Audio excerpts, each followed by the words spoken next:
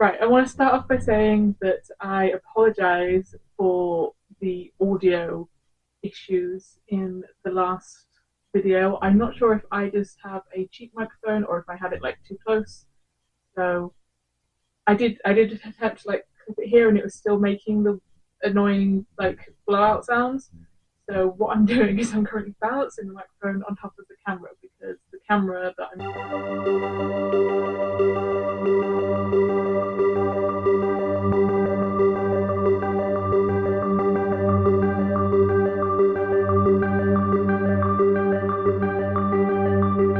and welcome back to my channel, or if this is the first time that you're seeing any of these videos, then welcome to my channel. I've decided for this video I'm going to set myself a little challenge. I don't know how many of you have ever listened to I think it's like a segment on the radio called Desert Island Disc, where people phone in and say what music they would take with them to a desert island. I'm assuming that's how it goes. I never actually listened to it. However, I'm going to do a similar thing with the books on my shelves. This is Desert Island books. I'm going to pick 10 books from my shelves. If these are like the only 10 books I could ever read or take with me to an island, what would they be? So basically, it's going to be one of my 10 favorite books. And like, I'm already annoyed at myself for giving myself only 10 books because I know this is going to get hard very quickly. So basically, what this boils down to is I'm going to be trying to pick my 10 favourite books from my shelves. I think this will probably be my 10 favourite books of all time because I don't think I don't own one of my favourite books. That was a weird sentence. But yes, we're going to do this. That was one of the reasons why you're a bit further away, and also I'm still playing with where I want like frame these videos, whether I want more of me. But you should be able to see pretty much all of my bookshelves. You can see the 3 here, and then I've got one like in the corner there. Right, so let's get started trying to find the 10 books I would take with me to the desert island. I didn't want this to be one where I'd like already chosen the books. I wanted to just turn the camera on and pick almost spur of the moment, but I always knew that this was going to be on there because I think this might be my favourite book of all time and I need to reread it. So the first book that I would take with me to a desert island is The Starless Sea by Erin Morgenstern. This is an absolutely beautiful book. This is a story about stories, really. This follows the story of Zachary, who finds a book in his university library that appears to be a story about him. It appears to be his story, and he becomes sort of obsessed with this book and reading about his own past. And in being obsessed with the book and trying to find out where it came from, he stumbles upon the library, which is a mass of, hallways, and it's a bit run down. There's a lot of like water in it and everything like that. And he sort of discovers this secret society of people who keep books, keep books and keep stories within this giant labyrinthine library underground. And this place that he becomes a part of is under threat, so the story is him trying to save it whilst also uncovering the story of it and himself at the same time. And it's absolutely gorgeously written. It's a little bit confusing in the way that it's written because it's very much non-linear, but I absolutely adored it. This is probably the first book I read where I kept having to put it down because I didn't want it to finish. Number 2 of the 10 books that I am going to take with me.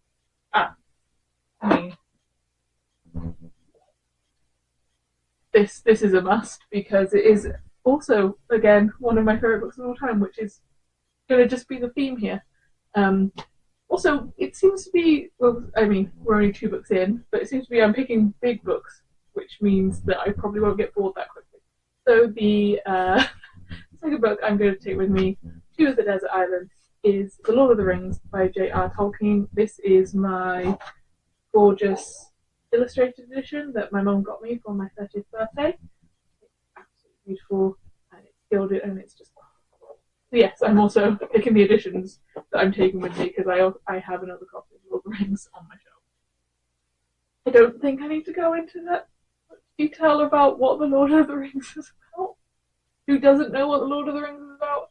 This is an epic fantasy following the story of Frodo, who is a hobbit who comes in possession of the One Ring, which is an evil artifact, so I'm going to say. Yeah, I feel like I don't need to explain Lord of the Rings. However, I absolutely adore this book so much, and it is like peak world building and just peak fantasy. There's a reason this is almost like the base of all fantasy, and that's because it's amazing. 2 books in. Right, so number 3.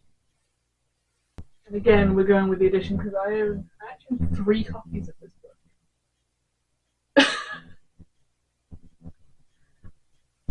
But the 3rd book I would take with me to a desert island is The Song of Achilles by Madeline Miller. This is the folio edition.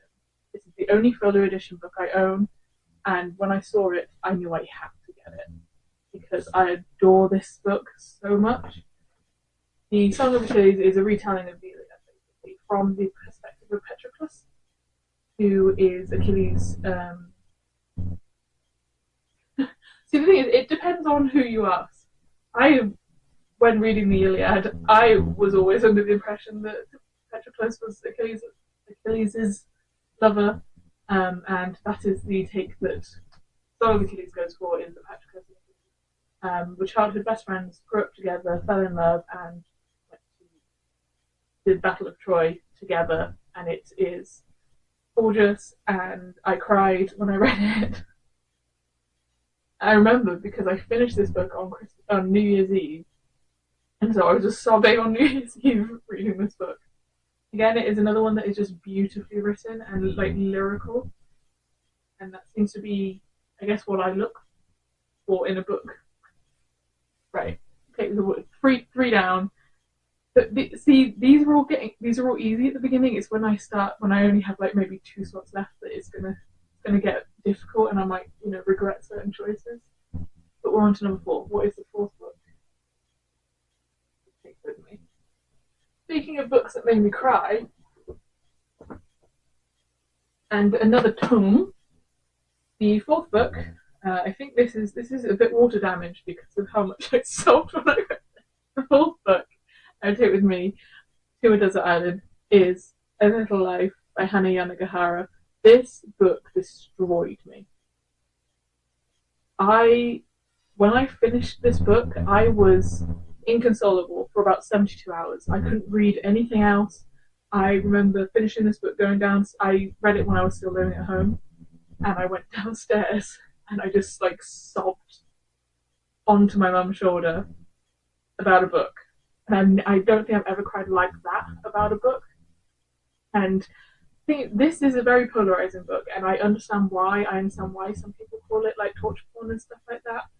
But the characterizations of these 4 characters and their relationships with each other, and just Jude, who, I mean, I know there's no real main character in A Little Life, but Jude to me is the main character, and he breaks my heart constantly. I should probably tell you what this book is about. A Little Life follows the story of 4 college friends. You have Jude, Willem, JB, and Malcolm, and it is their lives from when they meet in college onwards. But you do also get not flashbacks, but yeah, flashbacks of what happened to them in their lives, and all of the specifically Jude, the trauma that they've gone through, the way that it shaped them, their relationships with each other and also other people, how their past lives manifest in what they end up doing, and it's so realistic, and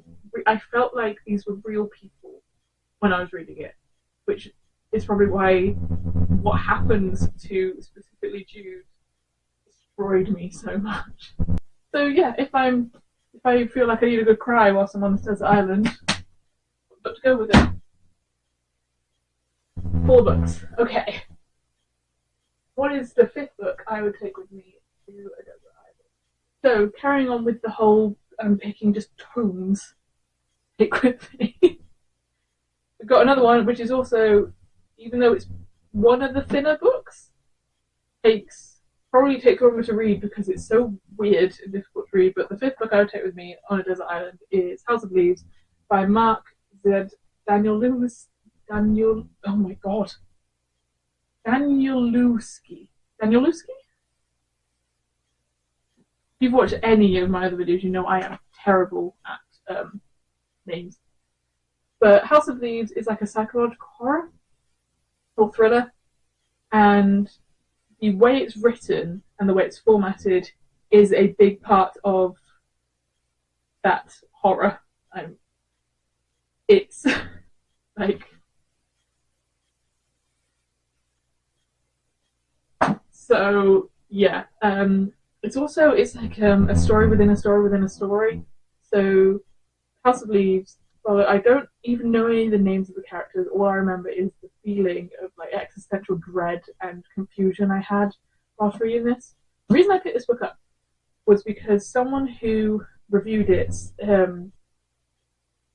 I was watching the video whilst after being recently concussed. I had a bad concussion a few years ago, and I then dealt with post-concussion syndrome, which I still have a few symptoms that linger, even like nearly 2 years later.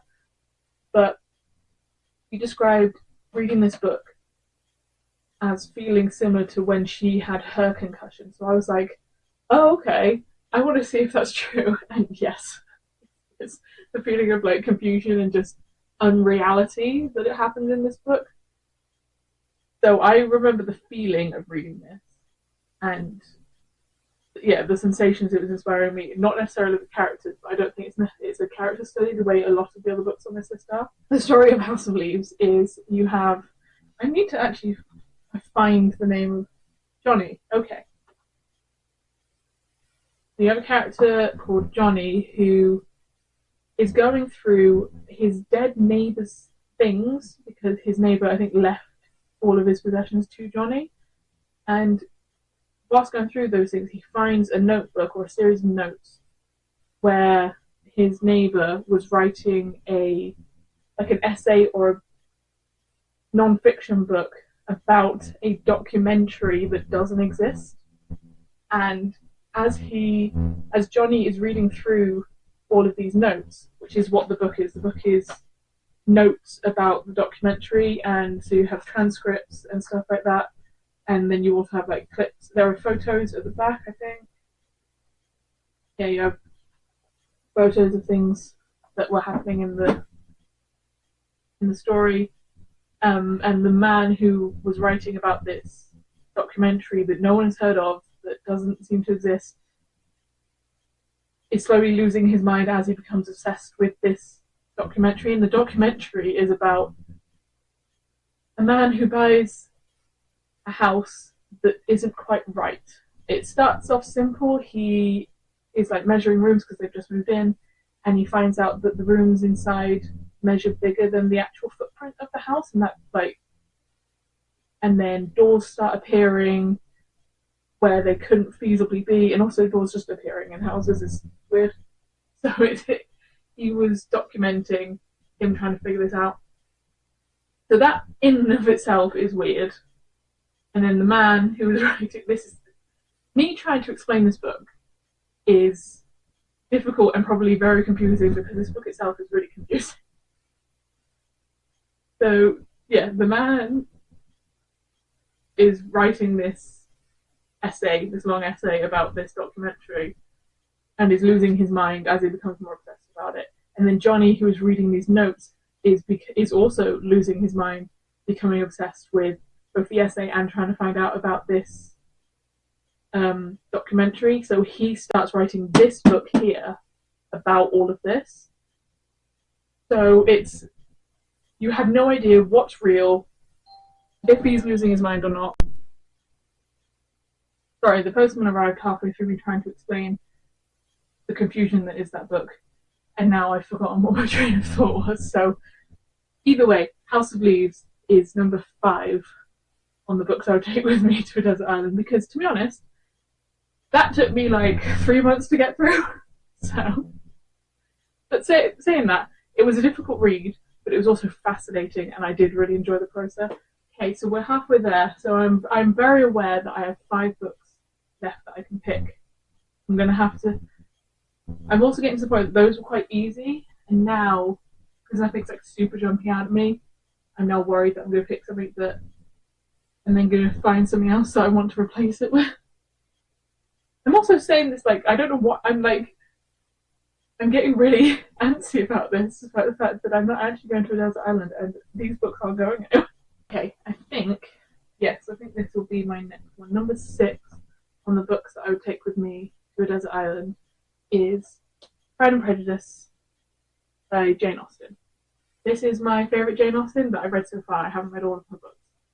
And the thing is, when I say that, it feels like a cop-out. I feel like this is always most people's favourite Jane Austen, but that's because it's so good.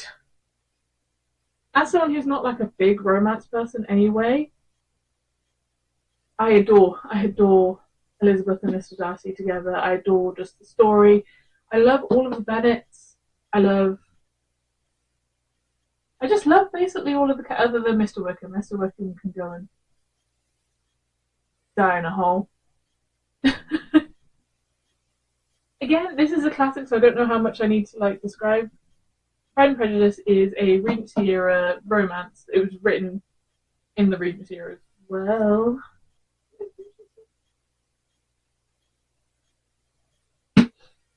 This is probably Jane Austen's most well-known and most popular work, and it follows the story of Elizabeth Bennet, who is the second eldest of 5 daughters to the Bennet family. They are minor aristocracy, if that. They are like they're not nobility, but they're not peasants. So they're rich enough to have staff, but yeah, there is a whole thing about British aristocracy and class systems that is too much to get into in this video, so I'm not going to. So, because all of the Bennet children are women and women can't inherit, Mrs. Bennet is obsessed with trying to marry her daughters off to rich husbands, which I think people with modern sensibilities may not understand or may think is like a bad move, but it is a very, for this time period, that is something a good mother would do, because otherwise her children are going to be destitute when their father dies because they can't inherit anything and they only have like a very small sort of dowry each. Her children are mostly exasperated by this because she's not subtle in the slightest. So when Netherfield Park is rented, which is like the local big house, Mrs. Bennet is instantly sort of in a tizzy because she knows that the person who's renting it is an unmarried young man who must be rich if he's renting Netherfield Park. So she instantly tries to be matchmaker to her eldest daughter Jane with Mr. Bingley, who is the person who's come to Netherfield.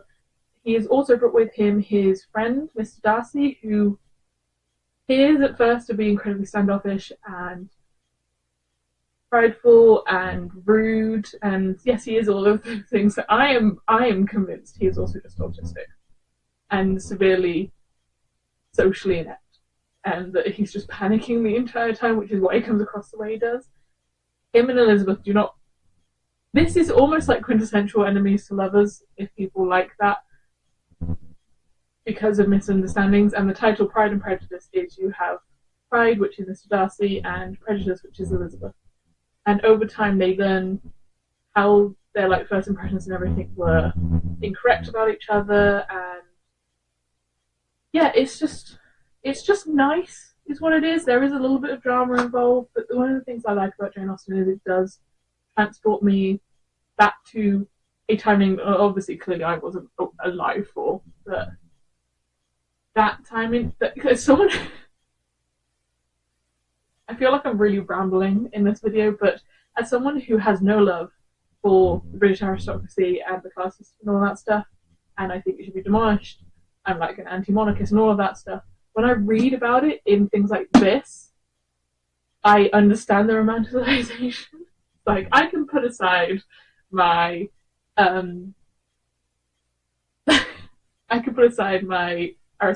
my derision for the upper classes for however long it takes me to finish this book.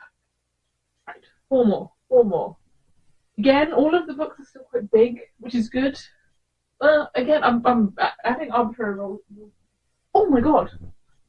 This one almost passed me by. This has to come with me. This has a very similar. I think the reason I loved it is it has a very similar feel to Starless Sea, so of course I was going to love it. The number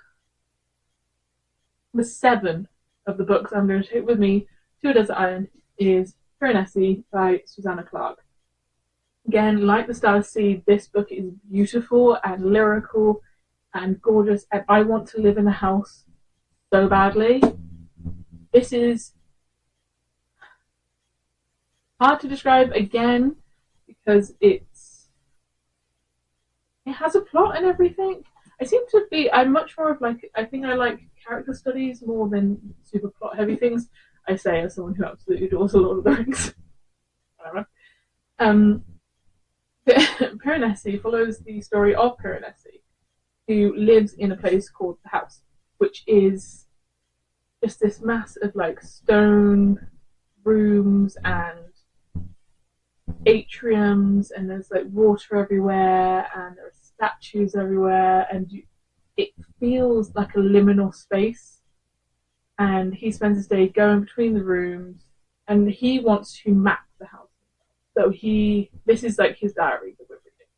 So he is making notes of rooms he's going to, what is in each of the rooms, and one day someone else he finds in the house, because he had never found another living person in there before. I say living because there are skeletons that he names and that he cares for and makes sure like their bones are respected and everything. That's the whole book is like about respecting your surroundings. It's like a whole metaphor for looking after the world in which we live.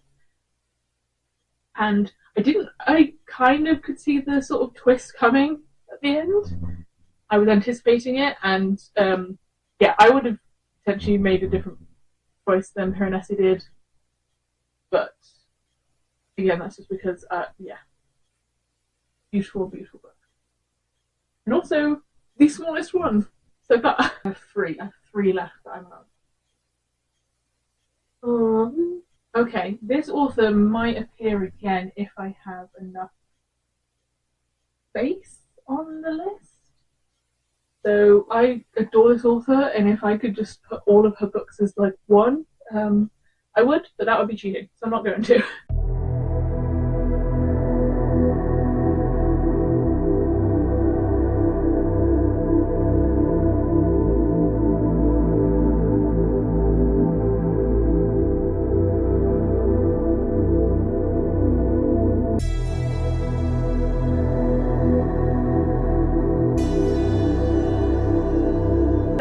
I'm going to pick a very small book, and as number 7,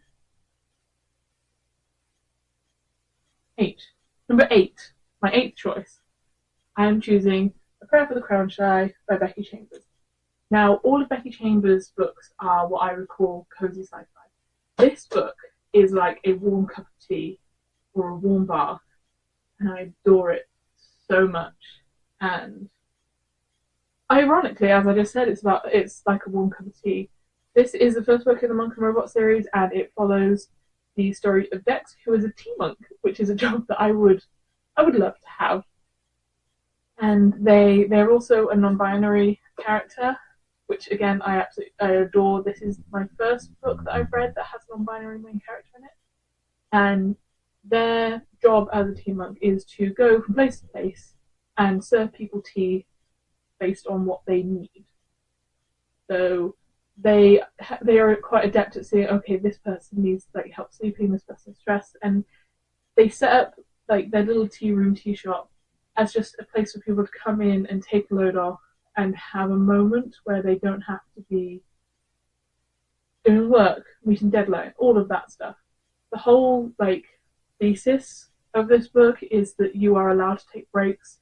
You are not a tool, you are a person, and therefore your work doesn't have to be the be all and end all. You don't necessarily have to have like a career that fully defines you.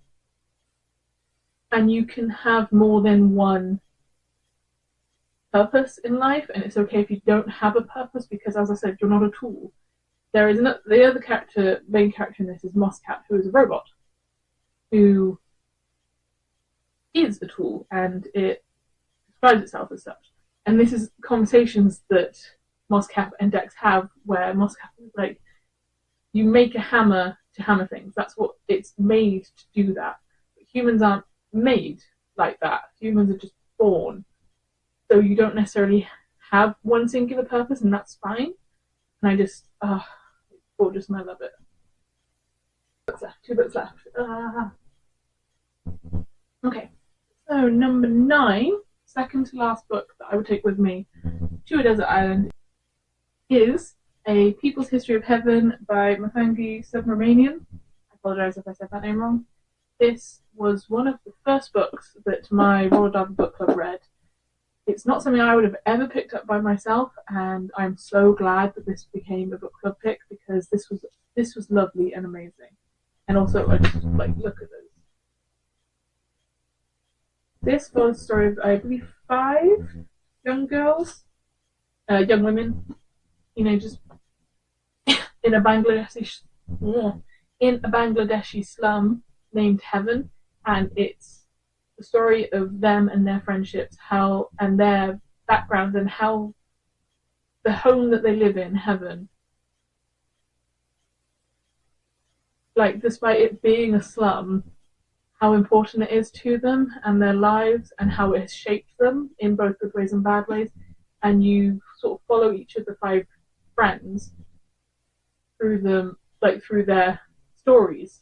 And it's just, considering what the like synopsis was, that it's like set in a Bangladeshi slum that is about to be bulldozed, and these girls are trying to fight that from happening, you'd think this is like, would be a really depressing book, but it's not. It's really hopeful, and again, beautiful and very character focused, which is definitely a theme. Right, which means I'm down to the last book I am allowed to take with me to a desert island.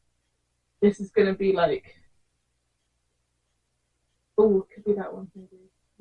I knew this would be difficult. I'm torn between like 3. I'm surprised I don't currently have any TJ Klune on this list, because I've loved all of his books that I've read so far. But then that would require me to pick one of them, and I don't know which one to pick. I'm leaning currently towards Wolfsong, but that could be recency bias because I just read that one. The House of Truancy was the first one I read. So I got that, and then I could put another Becky Chambers on here that I adore, but I already have one of hers, so I feel like I shouldn't.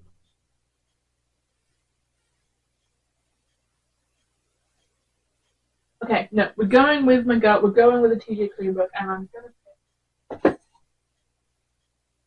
Under the Whispering Door. This was the second TJ Klune book I ever read. This is the middle grade. It was beautiful. This has got one of the healthiest, like, descriptions and like ways of dealing with grief that I've ever seen written. And I think for that reason is one of the reasons I absolutely adore this so much. Yeah, so this follows the story of Wallace, who has very recently died of, I think it was like a heart attack or something. It was a very sudden death. And he, a bit like Ebenezer Scrooge, isn't particularly mourned because of how he lived his life.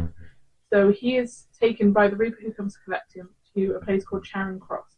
So, and if you know about, I think it's Egyptian history, Charon, or I don't know how you pronounce his name, is the ferryman who walks you across the river Styx to the underworld. So Charing Cross is like a halfway house that is run by Hugo, who, the halfway house that he runs, this Charing Cross, is a tea room. Another theme. Are we surprised the British person likes books about tea? Anyway, is a tea room where people who have recently died but have not yet passed on to what is beyond come to stay until they come to terms with the fact that they're gone. Whilst also operating as a regular tea room, because no one else can see like the dead people wandering around. And so you get Wallace just refuses to pass over. He's like, no, I'm staying here for you.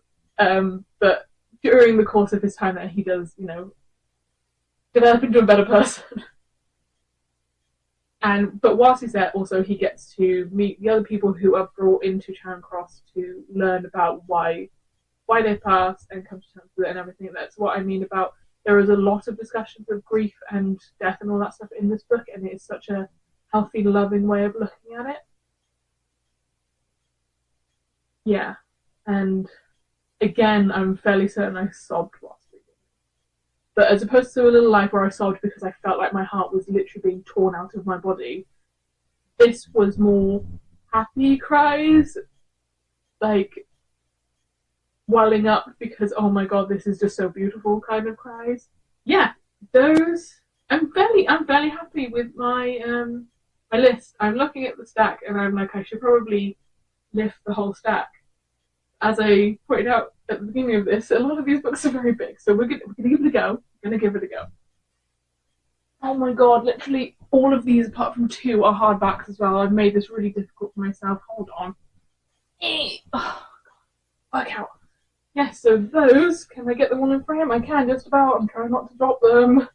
These are the 10 books that I would take with me to a desert island. Yes. No, that's not right. So just to, I haven't put them in any order. Well, I did. I put them biggest to smallest, so it was easier to carry. The 10 books I would take with me to a desert island are House of Leaves, Pride and Prejudice. Oh my god, I'm out of breath trying to carry these. A Starless Sea, Lord of the Rings, Song of Achilles, Piranesi, A People's History of Heaven. I'm going to drop these at the second. The House Under the Whispering Dawn, not The House on the Serene Sea. Prayer. Ugh. Not a prayer, that's the second book. A Psalm for the Wild Built and A Little Life. And now I'm going to drop these. I'm in the process of trying to buy a house, and I know I have to move all of these, and just lifting that stack there, not filling me with I can't think of the word. Not filling me with joy with the thought of it. But anyway, yes, that's I guess the end of the video. Yeah, that's everything I have for this video. As always, be kind to yourself and be kind to others, and I will see you next time.